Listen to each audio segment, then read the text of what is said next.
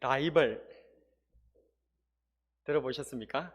같은 목적을 가졌거나 같은 분야에서 일하면서 이기거나 앞서려고 서로 겨루는 맞수, 우리나라 말로 호적수 이런 말로 바꾸어 쓸 수도 있습니다. 영어로 라이벌은 강이라는 단어 리버에서 나온 말인데요.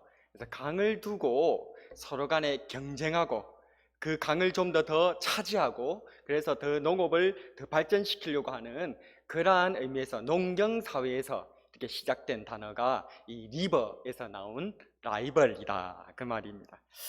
라이벌은 경쟁을 통해서 서로를 인정하고 발전하는 구도라고 할 수가 있습니다. 그러나 상대를 인정하는 마음 같은 것은 없고 그냥 저기로만 가득 찬 관계이거나 서로를 못 잡아먹어서 안달인 구도, 그런 건 라이벌이라고 하지 않고 그냥 적이다, 대적이다 이렇게 부르도록 하죠. 우리가 일반적으로 라이벌 하면 떠오르는 기업이 있습니다. 뭐 많이 있는데 그 중에서 대표적인 게 코카콜라하고 펩시겠죠. 무려 100년간 라이벌로 그렇게 구도를 지내왔습니다. 한번 영상 한번 보도록 할까요?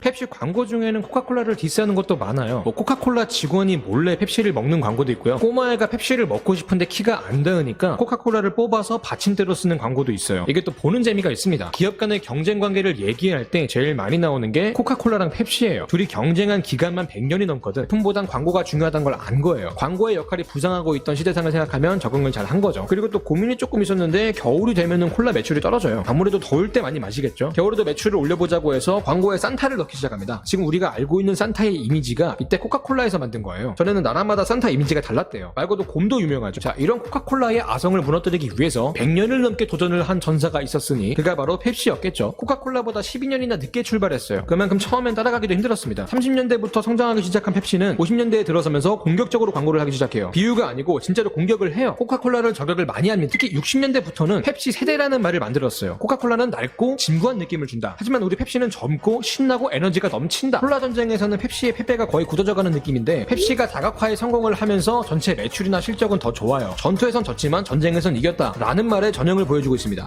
펩시 광고 중 말이 빨라가지고 이야기 다 들었습니까? 그냥 요약하면 코카콜라하고 펩시가 100년간 서로 라이벌로 지내왔다. 어떨 때는 서로에게 영향을 주는 그런 좋은 관계, 선한 선순환의 관계도 있었지만은 저기를 가지고 엎치락뒤치락 죽이기 위해서 그런 식으로 계략도 꾸미기도 하면서 여러 가지 일들을 100년간 지속해온 이러한 적수관계, 이러한 라이벌 관계, 그들이 바로 이 코카콜라와 펩시다. 그런데 오늘 성경 본문에도 이와 비슷하게 보일 수 있는 그러한 라이벌 관계가 등장합니다. 그것은 바로 우리가 잘 아는 지금 사도행전을 우리가 쭉 묵상하는 사도 바울 선생님과 지금 오늘 본문에 등장하는 아볼로 선생님, 이 두 분이 어떻게 보면 라이벌 관계다라고 볼 수도 있습니다. 그러나 사실 이 두 분은 라이벌 관계가 아니에요. 그런데 이들을 따르는 사람들이 분파를 만들어서 라이벌 관계가 되고 말았던 것이죠. 그래서 이러한 사실들은 고린도전서 1장과 3장에 잘 나타나 있습니다. 그 당시 고린도 교회는 각각 바울, 아볼로, 게바, 그리스도에게 속한 자다라고 하여서 그런 사람들이 막 분쟁을 일으키고 있었어요. 고린도전서 1장 11절과 12절에 보게 되어지면 내 형제들아 글로의 집 편으로 너희에게 대한 말이 내게 들리니 곧 너희 가운데 분쟁이 있다는 것이라. 내가 이것을 말하거니와 너희가 각각 이르되 나는 바울에게, 나는 아볼로에게, 나는 게바에게, 나는 그리스도에게 속한 자라 한다는 것이니. 이들 분파 중에서 특별히 라이벌 구도는 단연 사도 바울 선생님과 아볼로 선생님 분파였습니다.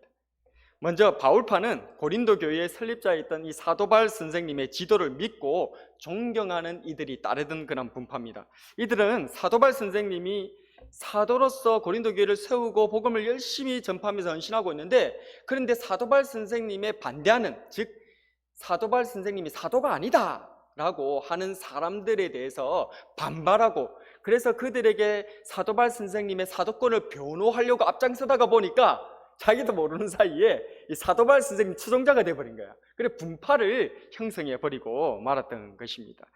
또한 이 아볼로파 같은 경우에서는 유대인 헬레니즘의 중심지였던 알렉산드리아에서 이 아볼로 선생님이 태어났거든요. 오늘 본문 24절에 보면 성경에 능통하며 웅변에도 능했던 아볼로 선생님, 그분을 따랐던 파가 이 아볼로파였습니다. 24절 말씀 한번 읽어보겠습니다. 24절입니다. 시작. 알렉산드리아에서 난 아볼로라 하는 유대인이 에베소에 이르니 이 사람은 언변이 좋고 성경에 능통한 자라.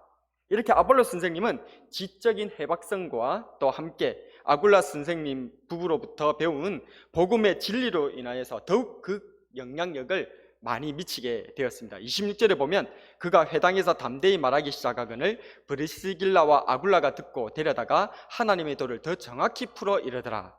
이란 아볼로 선생님은 심지어 유대인들조차도 이 말씀으로, 이 언변으로 굴복시키는 그러한 아주 언변이 탁월한 사람입니다. 사도바울 선생님도 잘 유대인들한테는 언변이 잘 안 먹혔거든요. 그런데 이 아볼로 선생님은 얼마나 말씀을 잘하시는 분인가 하면 유대인들조차도 굴복시켜버려요. 28절에 보면 이는 성경으로서 예수는 그리스도라고 증언하며 공중 앞에서 힘있게 유대인의 말을 이기미르라. 유대인들도 이 아볼로 선생님한테는 소위 우리 학생들 표현으로 잽도 안 되는 거예요. 이러다 보니까 바울파와 아볼로파는 라이벌 관계를 형성하고 말았습니다. 그 단적인 예가 고린도전서 3장 4절에 잘 나옵니다. 제가 읽어드릴게요. 어떤 이는 말하되 나는 바울에게라 하고 다른 이는 나는 아볼로에게라 하니 너희가 육의 사람이 아니리요. 아까 고린도전서 1장에 보게 되지만 4개의 분파로 나눠져 있었잖아요.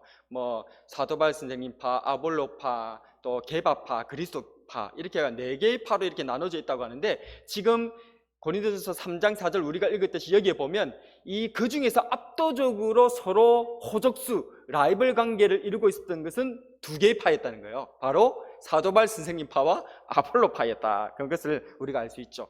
그래서 우리는 사도바울 선생님이 신약 시대에서 가장 위대한 사람이라고 우리는 잘 알고 있습니다. 그래서 사도바울 선생님에게 어느 정도 비빌 수 있는 사람이 있을까라고 생각하지만 적어도 고린도 교회 내에서는 사도바울 선생님과 아볼로 선생님이 서로 간의 영향력이 비등했다는 것을 오늘 이 말씀을 통해서 충분히 유추가 가능한 것이죠. 사람들은 사도바울 선생님과 아볼로 선생님을 라이벌 관계에 놓았지만 정작 두 분은 라이벌 관계가 아니었습니다. 두 분은 서로 돕고 협력하는 동력자였던 것으로 믿습니다.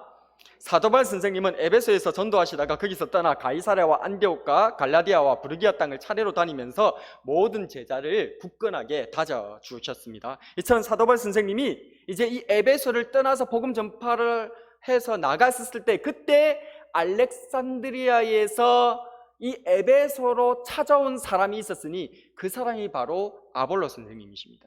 이 아볼로 선생님은 에베소에 와가지고 그의 천부적인 언변과 풍부한 학식에다가 더해서 성경에 능하기까지 한 사람이었죠. 아까 24절 읽어봤죠. 알렉산드리아에서 난 아볼로라 하는 유대인이 에베소에 이르니 이 사람은 언변이 좋고 성경에 능통한 자라. 그래서 사도바울 선생님이 에베소를 떠난 그 빈 공백에 이 하나님께서는 누구를 보내신 거예요? 아볼로 선생님을 또 보내주신 거예요. 그래서 복음을 전파하도록 한 것이죠. 그런데 아볼로 선생님한테는 문제가 그때 당시에 있었습니다. 그것은 바로 아직 그는 복음의 핵심을 완벽히 듣지 못하였습니다. 그것은 아볼로 선생님은 이때까지 예수님을 믿긴 믿었는데 세례 요한의 세례만 알고 있었던 거예요. 그러니까 예수님으로 인한 세례, 불세례, 성령 세례에 대해서 알지 못했고 듣지도 못하고 그것에 대해서 배워보지 못했던 거예요. 그러니까 그냥 세례 요한의 세례, 그것은 어떤 세례입니까? 회개의 세례였죠. 그리고 오실 예수님을 영접하도록 준비하는 세례, 그것이 바로 세례 요한의 세례 아니겠습니까? 그런데 이 아볼로 선생님은 그렇게 탁월한 학식과 성경에 능통한 그런 재능들을 가지고 있었지만 아직까지 이 요한의 세례밖에 알지 못했다는 것이죠. 그래서 아직 요한의 세례만 알고 있었던 아볼로 선생님은 브리스길라와 아굴라 이분들에게 배우게 됩니다. 무엇을요? 바로 예수님의 이 세례를 온전히 배우고 복음의 핵심을 제대로 배우죠. 이 브리스길라와 아굴라 선생님들은 누굽니까? 바로 사도바울 선생님에게 복음을 배웠던 분이죠. 그래서 사도바울 선생님에게 복음을 배운 제자였던 브리스길라와 아굴라 부부를 통해서 다시 또 아볼로 선생님이 복음에 대해서 완벽하게 제대로 배우게 됐단 말입니다. 그렇게 완전히 그렇게 배우고 난 다음부터 이후로는 에베소를 비롯해서 고린도 교회에 이르기까지 엄청난 복음에 영향을 미쳤던 분, 그분이 바로 아볼로 선생님입니다. 이렇게 아볼로 선생님이 브리스길라와 아불글라를 통해서 복음의 진수를 깨치고 사도바울 선생님이 부재 중인 이 에베소 교회를 잘 이끌고 있다가 고린도로 이동하게 되죠. 이때 사도바울 선생님은 윗지방 아까 그렇게 떠나가지고 거기서 복음을 전파하고 있다가 다시 에베소에 도착하게 됩니다. 그때는 지금 이 아볼로 선생님이 고린도로 떠나고 에베소에 없는 상태예요. 그때 다시 또 하나님께서는 사도바울 선생님을 에베소에 보내셔서 복음을 전파하도록 하신 거죠. 그런 그가 어떤 제자들을 만납니다. 사도바울 선생님이. 이들은 예수님을 믿는 제자임에도 불구하고 요한의 세례만 알고 있었던 무리들이었습니다. 누구와 비슷하죠? 예수님을 믿고 있는데 요한의 세례만 알고 있는 사람들. 누가 비슷합니까? 아볼로 선생님하고 비슷하잖아요. 아볼로 선생님도 브리스길라와 아굴라 부부에게 배우기 전에는 요한의 세례까지만 알고 있었잖아요. 그래서 성경학자들은 여기서 지금 19장 1절 이후에 나오는 이 예수님을 믿는 제자인데 요한의 세례만 알고 있는 이 사람들이 아마도 브리스길라와 아굴라 선생님 부부들을 만나기 전에 아볼로 선생님한테 복음을 배웠던 사람들일 것이다 라고 성경학자들은 입을 모읍니다. 저도 그렇게 보고 있습니다. 그래서 어쨌든 이 아직까지 예수님을 믿고는 있지만은 요한의 세례까지밖에 알지 못했던 이 사람들에게 이제 사도바울 선생님이 예수님의 복음을 가르쳐 주는 것이죠.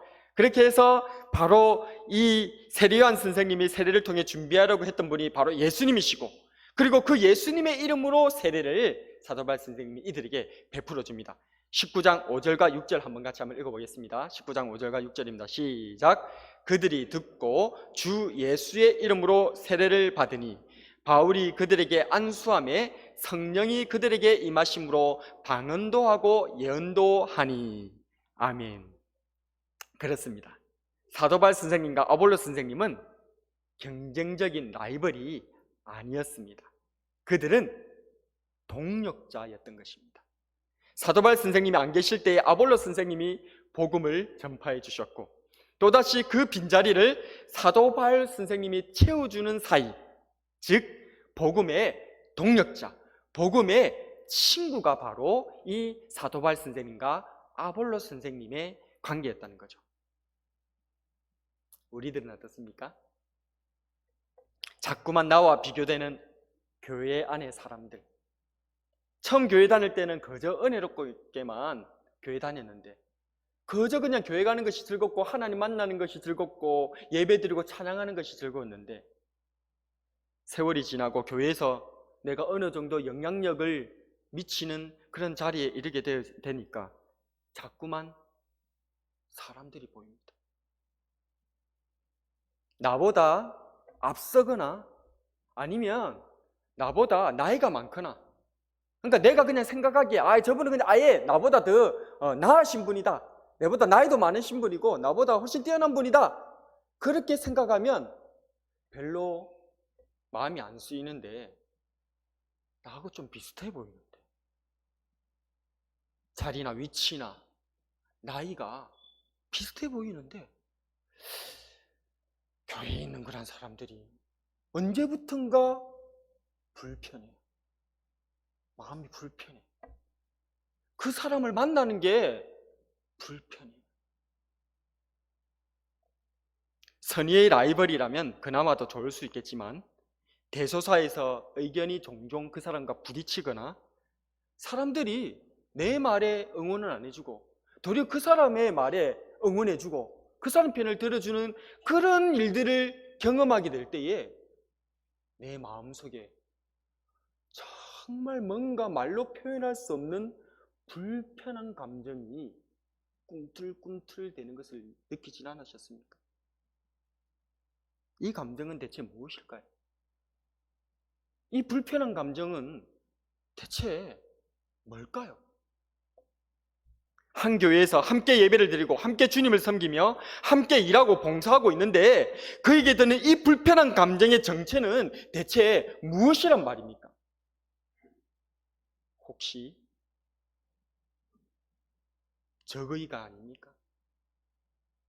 적대감 아닙니까?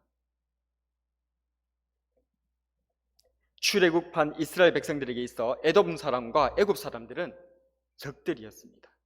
에돔 사람들은 야곱의 형 에서의 후예들입니다.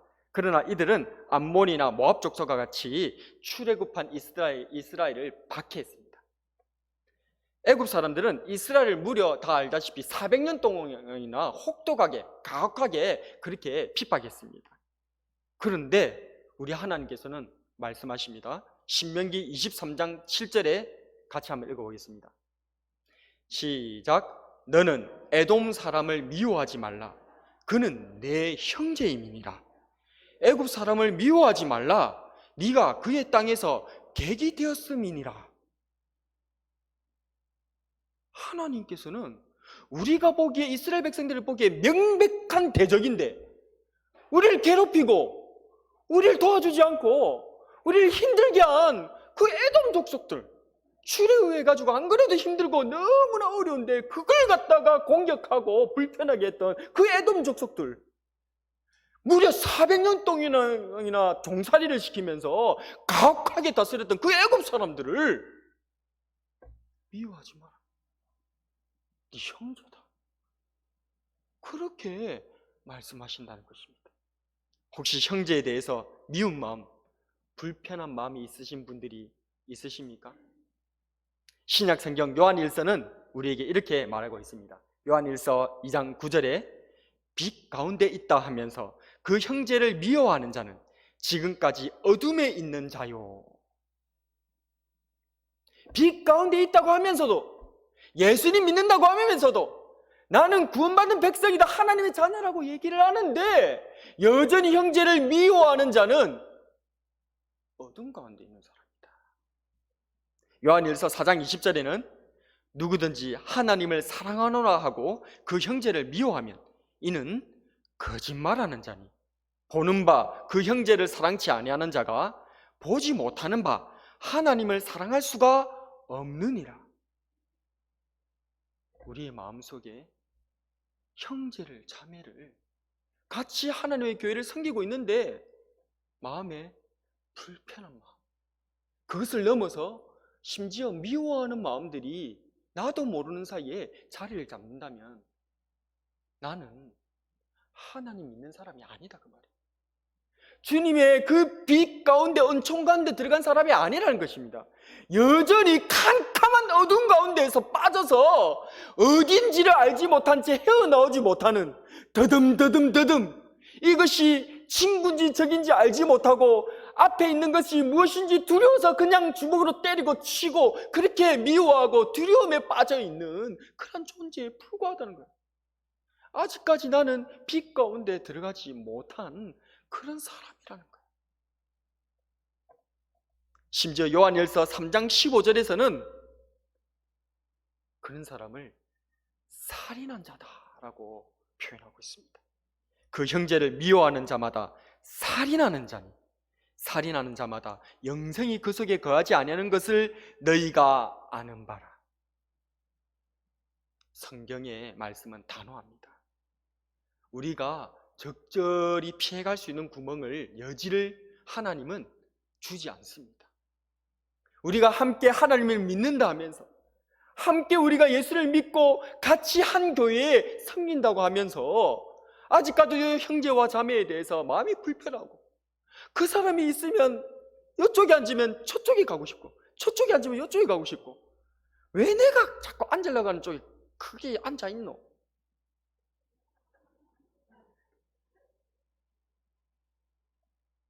그런 마음이 든다면 안 됩니다. 그거는 어두운 가운데 지금 우리가 하나님을 만나지 못하고 있는 거예요. 그런 마음이 우리 눈을 가리고 있는 것입니다. 우리를 맹인이 되고 소경이 되게 하여서 소경이 소경을 이끌어 같이 망하게끔 하는 비참한 지경에 빠지게 되는 것이란 것입니다. 우리는 한 분 하나님 아버지 아래서 한 형제 자매이며 한 주 예수 그리스도 안에서 구원받은 지체이며 한 분 성령님 안에서 서로 돕는 동력자인 줄로 믿습니다. 잠언 27장 17절 한번 같이 한번 읽어보겠습니다. 잠언 27장 17절입니다. 암송해서 그냥 우리의 뇌리에 각인해 주는 것이 좋습니다. 같이 한번 읽어보겠습니다. 시작.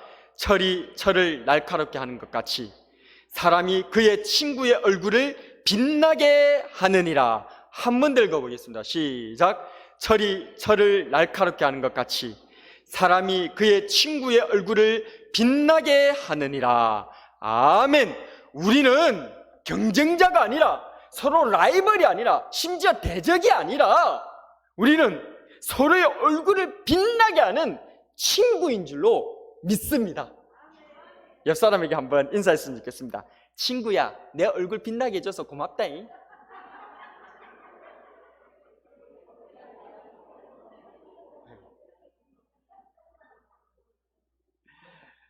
예, 친구가 내 얼굴 빛나게 해주는 거예요. 그런 친구가 되는 게 얼마나 감사하고 아름답습니까? 예. 또 한 번 더 인사했으면 좋겠습니다. 친구야, 우리 같이 끝까지 천국 가자잉. 예, 옆에 친구한테 한번 얘기해 주세요. 예. 우리는 끝까지 천국 갈 친구입니다. 우리는 동력자입니다. 하나님 앞에 한 가족이 되고 형제와 자매입니다. 주님께서 우리 언양교회에 우리를 같이 이 자리에 불러주신 우연이 아니에요. 평생의 친구로 서로 얼굴을 빛나게 해주면서 그렇게 앞길을 밝혀서 이제 주님 가는 그 길을 서로 밝혀주면서 그렇게 살아가도록 하는 그런 존재로 우리를 불러주신 거예요. 우리는 결코 경쟁자가 아닙니다. 우리는 결코 라이벌이 아닙니다. 우리는 서로 결코 적이 아닙니다. 우리는 동력자요, 한 가족이요, 서로의 얼굴을 빛나게 하는 친구인 줄로 믿습니다. 말씀을 정리하겠습니다. 오늘 우리는 사도 바울 선생님과 아볼로 선생님에 대해서 생각해 보았습니다. 말하기 좋아하는 사람들은 사도 바울 선생님과 아볼로 선생님을 라이벌 관계라, 심지어 마치 대적 관계에 놓인 것 같이 몰아갔습니다. 서로 파벌을 벌이고 서로 적대 관계에 그렇게 살아갔습니다. 그러나 사도 바울 선생님과 아볼로 선생님은 전혀 그런 사이가 아니었습니다. 마치 철이 철을 날카롭게 하듯이 서로의 얼굴을 빛나게 해주는 친구요, 동력자였습니다. 두 분은 하나님 안에서 한 형제요, 함께 주님 나라를 섬기는 동력자였던 것입니다. 우리의 마음에 세상이 주는 열등감과 경쟁의식을 벗어던져야 됩니다. 세상은 열등감과 경쟁의식을 부추겨요. 그래서 그 세상 가운데서 우리가 살아가는 그것을 그대로 가지고 교회에 와서 앉아버리면 여기가 같이 한 형제요, 가족이요, 친구요, 동력자라는 그런 사실을 잊어버리고 우리가 경쟁자인 걸로 착각하게끔 만든다는 겁니다. 그거는 세상의 가르침이에요. 우리는 결코 라이벌이 아닙니다. 그래서 하나님을 사랑하는 사람들은 모든 것이 합력하여서 선을 이루는 것입니다. 로마서 8장 28절 같이 한번 읽어보겠습니다. 시작. 우리가 알거니와 하나님을 사랑하는 자, 곧 그의 뜻대로 부르심을 입은 자들에게는 모든 것이 합력하여 선을 이루느니라. 아멘. 한 번 더 읽어볼까요? 시작. 우리가 알거니와 하나님을 사랑하는 자, 곧 그의 뜻대로 부르심을 입은 자들에게는 모든 것이 합력하여 선을 이루느니라. 아멘. 서로의 얼굴을 빛나게 해주는 친구, 합력해서 선을 이루는 동력자로 살아가는 저와 여러분이 되길 주님의 이름으로 축복합니다. 오늘의 한 줄 설교 요약: 경쟁이 아니라 빛나게 해주는 사람이 되자.